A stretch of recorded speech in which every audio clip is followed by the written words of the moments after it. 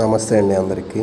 ప్రస్తుతం మనం ఈ వీడియోలో చూస్తున్నది విజయవాడ వెస్ట్ బైపాస్ రోడ్ అండి. ఇది విజయవాడ వెస్ట్ బైపాస్ రోడ్ అని మనకి విజయవాడ అమరావతి రోడ్డుకి కనెక్ట్ చేసిన దగ్గర మనకి E8 రోడ్డుకి అనేది కనెక్షన్ కలిపారండి. మనం ప్రస్తుతం వీడియోలో గమనిస్తుంది ఇది సర్వీస్ రోడ్ అండి. విజయవాడ వెస్ట్ బైపాస్ రోడ్కి సర్వీస్ రోడ్ అనమాట.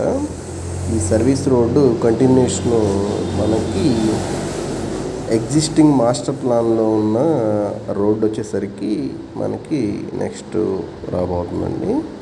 అక్కడ దూరంగా లారీ కనబడుతూ ఉంది.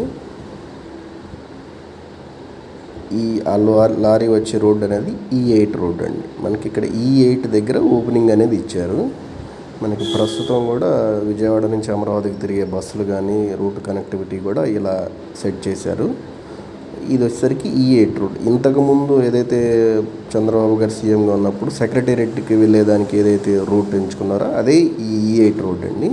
ఇప్పుడు E8 రోడ్ యొక్క ప్రాముఖ్యత ఏంటంటే మనకి విటి యూనివర్సిటీ ముందు ఉంది, అట్లానే మనకి నెక్కలు వరకు వెళ్తుందండి ఈ రోడ్డు వర్క్ అనేది కూడా చాలా శరవేగంగా అనేది జరుగుతూ ఉంది.